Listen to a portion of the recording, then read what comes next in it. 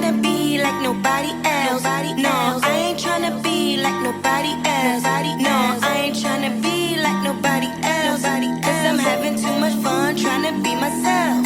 No, I'm not the type of chick that like to follow trends. I got a small circle, no, don't need a lot of friends. You know I gotta get this money cause I like to spend. I see you haters watching, so I just give you a grin. How you guys doing? It's your girl Lime Dime, and I'm coming back with another episode of Just Here to Vent. If this is your first time here, please hit that like button, the subscribe button, and the notification bell so you can be notified when I post any of my videos. So today, I'm trying something a little bit different. I'm doing my first review. I'm going to be reviewing Raising Kanan Season 2, Episode 2. I would have done Episode 1, but all the reviews are already out there and everybody's already seen the episode, and I just want to give you guys a little recap just because the weekend is approaching and we're getting ready to move into episode 3. Now, when we open up the episode, it starts off with Rock talking to Malcolm. They are basically discussing. She thinks she's coming there pretty much to see where he's at. She is under the impression initially that his memory is lost due to the shooting that he had by the hands of his own son, no less. But then she finds out quickly at the beginning of that conversation, looking stupid, because she was looking real stupid when he told her, your son can't shoot for shit, and basically letting her know, yeah, my memory is still here. I'm protecting you. You know what I'm saying? He didn't say that, but that's what he let her know, I'm protecting you, and lying and saying that I don't have any memory, because basically he's trying to protect his son. Now, a lot of people don't know that, mainly Kanan doesn't know that Malcolm is his dad. Now, Malcolm is a cop, obviously. He's a little bit crooked because he knows what Rock is doing, but he hasn't yet to arrest her, obviously, because she's the mother of his child, so he's not going to allow her to get arrested. Maybe he will if there's a way that he could possibly get custody of Kanan, but I don't think he's going to move in that direction. Now, moving on, they have the conversation. She's trying to, tell him, hey, there's no proof that Kanan is your son. You know what I'm saying? It could be anybody, trying to play him off. But then he pulled out the paperwork. Basically, it's a DNA test, and he said a little bit of blood got on him. And he tested that blood, and it came back that it was 99% positive that Kanan was his son. So now she has to deal with that. So she walked away upset because, he has this information. So she's already in her mind thinking of game plans. She comes to Kanan, not directly after this conversation, but she comes to Kanan basically letting him know hey, that cop's going to be coming to you at some point, saying a bunch of crazy, stupid stuff. Now, here's one of Rock's mistakes right now. She's already still lying to Kanan. She already had initially lied season 1 about how his friend D-Wiz had got killed. Then come to find out, he had to find out that she was the one that, ordered that hit on his best friend. Now she's lying to him again when she has the opportunity to tell him the truth that that's his dad, and saying he's going to be saying a lot of crazy stuff. Don't believe nothing that he say, already gearing him up to believe that whatever the cop does say to him when he has this conversation with him, that he's lying. So she's making another mistake right there, because she's going to, I feel further on in the future, Kanan's going to start to lose trust in his mom because she keeps lying to him rather than being upfront with him. You know what I'm saying? So that's that storyline going in that direction, okay? So then we move on, and Malcolm's partner, Detective Burke, she is now starting to see some signs that, Malcolm could be hiding something. She doesn't believe that his memory is really lost. She feels like he's lying about that. Now, she hasn't voiced that, but the way that she's moving and she's following Malcolm and, looking at files that he has on Kanan, trying to really figure out what it is that he's doing. He's trying to tell her, hey, basically drop this case. Not drop it, but, stop poking your nose into the business. And, of course, she's not going to listen because, how some people are, they just don't get it. They don't like to listen or see the warning signs sometimes. So she's not paying attention. She's not going to listen to him. She's going to continue to try to find out who shot him. And, she is now has an inside track with Jukebox, because Jukebox is in the process of trying to find her mom. Now, if you remember in the episode, she's living with Rock and Kanan right now, just because last season her and her dad Marvin got into a really big fight. Whereas though he put his hands on her because he found out that she was a lesbian. Obviously, he didn't like that information. And we also got to remember the time period that this show is set in. It's the early 90s. So, he definitely was frowning upon that. And he didn't really understand how to cope with learning that his daughter is a lesbian. So, moving on from that, Marvin is trying to reconnect with Jukebox, but she if you've seen the episode, she doesn't want to have anything to do with him. She's literally ignoring him. She's not talking to him. She's not responding to him when he's trying to have a conversation with her. So then she starts to ask questions about her mom. She starts to ask Rock questions about her mom. And Rock tells her, what it is that she knows about her mom, and this piques her interest more. She later on in the episodes goes to Detective Burke to try to get that information, and she found out where her mom's address is. Now, Detective Burke is already doing something she shouldn't be doing, because she shouldn't be giving a minor the address of a person who clearly doesn't want to be found. You know what I'm saying? So Detective Burke is messing up too. But she feels like if she does this, she can get a way in, and Jukebox will be kind of like her confidant in a way, or a CI, confidential informant. So after she gives the file to Jukebox, she yells out the window like, you owe me one. And it's like, does she really owe you one? Because, she could really not turn you in, but she could get you in more trouble than you can get her into, because you should have never have released that file to her with the address of her mom. So she's not having a good experience with her dad Marvin. So obviously she's seeking out her mom. She's trying to figure out why her mom isn't in her life, why her mom doesn't want to have anything to do with her. So that storyline is also pending. We're going to see probably a little bit more of that in this next episode coming out. Now, as you know, Rock is trying to recruit Worrell. Now, Worrell is the same guy that tried to kill her brother Lulu. They set his house on fire season 1, and she's trying to recruit him to get him on her team, because she doesn't want Unique to have any soldiers. She doesn't want him to have anybody that's going to be having his back out here. She's kind of just trying to leave him high and dry.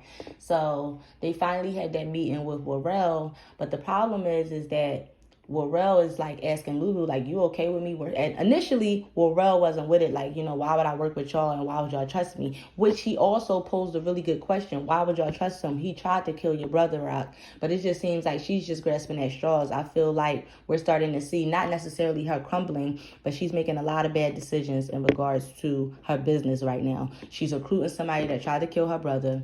And the fact that he's deciding to go along with them should let her know that, number one, he's not loyal. That's the first thing, because because he got a dollar bill, she's offering him money. He's willing to leave Unique, somebody that he's been down with since the beginning. So that should already be a sign to her that he can't be trusted and that he's not loyal. But clearly she's thinking otherwise. She's thinking that he could be useful, but he's already showing that he's not loyal. But she's obviously not paying any attention to that. So he decides that he's going to get down with that crew, with Rock and Lulu and Marvin. He ends up meeting back up with Unique. Unique finally calls him after some time of some days of him being out, trying to, get back in with Dean. But Dean is not messing with him because he's hot right now. He just got out of jail. So, the cops are going to be watching him even more closely, especially since they're not really sure if he didn't have anything to do with the shooting of Malcolm, which we all know that he didn't. But, just for the sake of the storyline, we don't know if he had anything to do with the shooting of Malcolm. That's how they're presenting it. So Worrell basically tells him, like, hey, I'm not getting down with you no more. The streets is dried up when it comes to him. And, Unique is like, so what you want, Rock, dick right now, basically is what he's saying to him. And, Worrell's like, yeah, I ain't messing with you no more. And that's it. And that's all. Now, I'm sure later on in the season, we're going to see either Unique has some type of get back at Worrell himself, or just Rock's organization as a whole. Now, Rock currently is keeping all of her money in the back of the convenience store.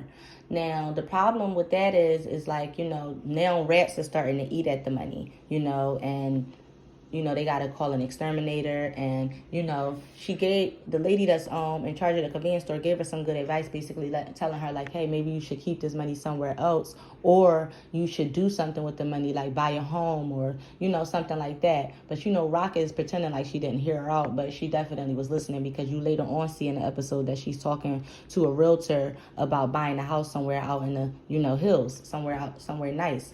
Now, moving on from that, where we get to, we got Rock. She talks to the lady about the houses. We talked about Worrell joining their crew. We talked about Marvin and Jukebox's relationship.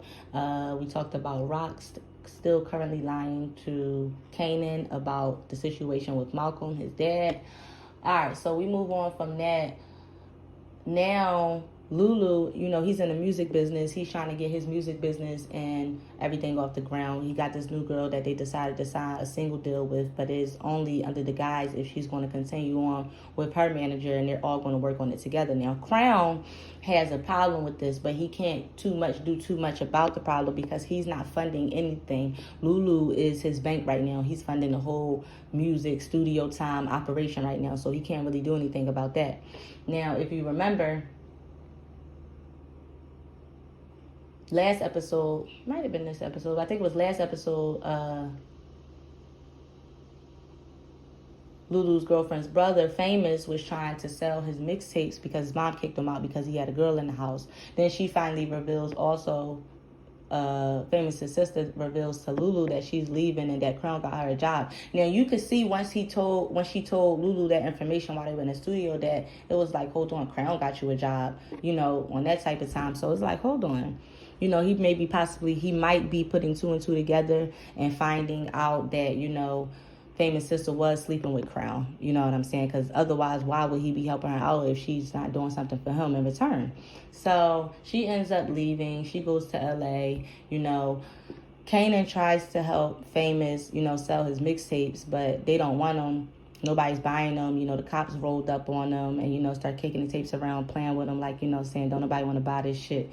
Basically, you know what I'm saying? So you got that storyline going out. Now, if you remember the trailer for episode 3, they're going to be trying to sell them again. But this time, Kanan is going to be putting product, meaning drugs, in addition to the mixtapes to help them sell them a little bit faster, because obviously most people, in that era is doing some type of drug. So that's probably going to be his hustle. So we're going to know more about that in episode 3.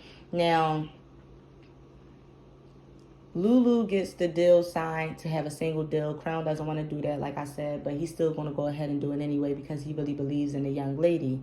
And now, when they had that conversation at the beginning of the episode, Rock and Malcolm, he basically says to her that, they had a CI down at the police station, and he was saying that it was Scrap. Scrap was there with his mom because he got caught up at one of her games, like, one of her card games, where they be gambling and stuff like that. So he ended up getting locked up.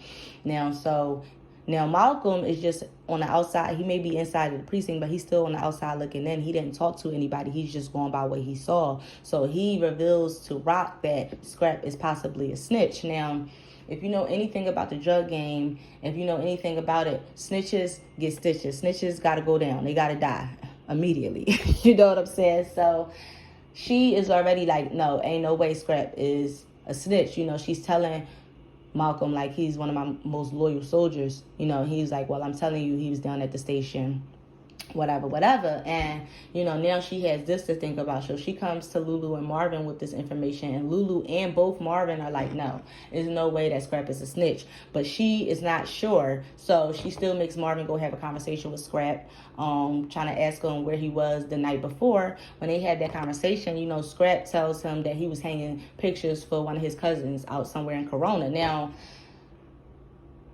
first off, Scrap's first mistake was that he lied. He should have just told the truth. Maybe he didn't want to tell the truth because Rock had already told him to stop gambling, and he's going to have to leave the card games alone because, situations like that just happen. Him getting locked up can happen, and, they could use that as an excuse to try to get information from him, the cops, I mean. So, make a long story short with that, Marvin, he goes and fills him out while he's at one of their trap spots, and in that moment, Scrap lies to Marvin about his whereabouts, but he doesn't just lie about his whereabouts. He expresses the fact that he's upset that Rock decided to let Worrell run the 40s with Lulu when Worrell is not only somebody that tried to kill Lulu, but Worrell clearly isn't loyal because he was willing to leave Unique just like that, and that's somebody that he's been down with since the beginning. So he expresses that, I've been down with y'all since I was 14, I lost the eye for y'all, it is hard to hang pictures and all this other stuff with one eye. So he's expressing that to Marvin, and Marvin isn't saying anything, he's just listening. Now Marvin goes and checks out his alibi with the cousin out in Corona, and the cousin basically let him know, like, hey, I don't have no cousins that be popping up on me. I don't have nobody that was here hanging any pictures. So he brings this information back to Rock and Lulu while they're all sitting in a diner. And Rock is just like, Scrap could put us away for life. He knows all of our information. He knows all our trespasses. He knows all of our secrets. He's been down with us for so long. He knows everything, so he could put us away for life. Lulu is like, Scrap is not a snitch. You understand what I'm saying? That's what he's trying to express to Rock. Marvin, I can tell, also didn't agree with, her saying Scrap was a snitch. Even when they tried to talk about somebody with one eye, he brings up somebody that's old as ever with one eye. He's basically trying to take the eyes off of Scrap because he doesn't want to have to do what he knows Rock is getting ready to ask him to do, which is get rid of Scrap. So they have the conversation, and Lulu point blank lets Rock know, hey, I'm not going to be the one that's swinging this time, meaning he's not going to be the one that's going to kill Scrap, because he had already killed D-Wiz for her in season 1, and he already didn't want to do that, but he had to. So, Rock is in command. She's the boss. They kind of have to do what it is that she says. So, make a long story short, Rock, she realizes that Lulu isn't going to kill Scrap, and Marvin obviously didn't want to do it either. All of them were on the fence. None of them were sure, except for Lulu, that Scrap wasn't a snitch. Like, none of them were sure. Lulu was the only one that was like, no, I know Scrap is not a snitch. Now here's where Rock made another mistake. She should have investigated a little bit more and maybe talked to Scrap herself and found out what happened, and he possibly would have came forward with the truth and said, hey, I got locked up because I was at a card game, even though I know you told me not to be gambling anymore. And he probably didn't want to reveal that to Marvin because Rock already told him to stop gambling. So he made some mistakes as well. Now, if you know anything, like I said, about in the street life, if you get that on your back of, even the thought of you being a snitch, you got to go. Don't matter how long you've been down. Don't matter how loyal you are. Now, at the end of the episode, I'm going to stop right there. Before we get to the end of the episode, we're going to go back to Jukebox. Jukebox has the address, where her mom is staying. And, she's kind of hiding out behind the car, and she sees her come out of the house. So she looks at the picture, which is the only picture that she has of her mom, to see if that's her. And it is her. And, she's living in a pretty nice neighborhood. And basically, she was kind of like, not staking out, but you could call it that. She was staking out, watching her. And so I'm figuring in episode 3, we're going to find out if she decides to actually approach her mom or say anything to her mom or try to have a conversation with her mom. I'm sure that will happen or not happen in episode 3. So, all right, now we're going to go back to the end of the episode. Now, in the end of the episode, Marvin and Lulu are riding in the car with Scrap, and then they're taking Scrap to this abandoned building, where Scrap is under the impression that this is going to be his new spot where he's going to be running things. Like, he's going to be running this building. This is going to be his new trap spot. That's what the impression is that he's under. The whole time he's in the car, he's super excited. He's like, yeah, this is going to be the spot. He's just really jubilant. He's happy that he's getting ready. They finally, giving him a promotion, because he already felt slighted by Rock putting Warrell over him, and he's already somebody that has shown that he's not loyal. So they're taking him to the spot. The whole time, though, Marvin and Lulu are silent. You know what I'm saying? They're not really responding to Scrap, because as what's going to be revealed later in the episode, they were taking him to his death. They were taking him to his demise. So they get into the warehouse. He's breathing in like, yeah, I could breathe in here. It's fresh air. He's all excited. And then they turn around. Lulu turns his back because he didn't even want to watch what was getting ready to happen. And then here comes, a small hand with a leather glove and a gun up to Scrap's head. Now, of course, we learn later that it's Rock. She shot him right in the head, and he was just like, he said the only thing he was able to say was nah right before she shot him. And I think that was a mistake on Rock's part. She should have investigated that situation a little bit more, because Scrap was, besides her 2 brothers, was her most loyal person that she had, somebody that she really could put her full trust in. I mean, he lost the eye for them. He lost the kidney for them, and still came back to work with them and was still loyal. Was never known for snitching. So I think she made a mistake there. But at the same time, when you're in this street life and this just drug life, whatever you want to call it, you cannot have any loose ends. And even that possibility that you could be a snitch, you kind of you got to get them out of here. So Rock did what she was supposed to do if you're judging by street standards. But if you have logical thoughts, you will understand that she made the wrong decision by killing Scrap, because he was loyal, and she should have known that he wouldn't be a snitch. you know. A lot of people, a lot of theories are saying that they think that Scrap's mom is the snitch. I guess we'll find that out later as the season goes on. So that's kind of where we left the episode. So I'm excited to see episode 3, which will be coming out, if you guys starts at, you can watch it midnight Saturday. Otherwise, I'll be doing my review as well, probably that same night. So please, I'll let you know. It's going to be a spoiler alert. That's pretty much it, you know. So this was, all in all, was a really good episode. We seen Rock make a few mistakes. Her first mistake was not moving the money right away, or putting it somewhere else. She just wants to get an exterminator. Her second mistake was not believing Scrap, you know, and not really investigating that situation more. And then her third mistake was lying to Kanan once again, because now she's not realizing that she's going to lose his trust. So that's really all I got for you guys. Like I said, hit that like button, the subscribe button, hit the notification bell, and I'm going to see you guys in the next video, which I probably will be posting later today. Stay tuned.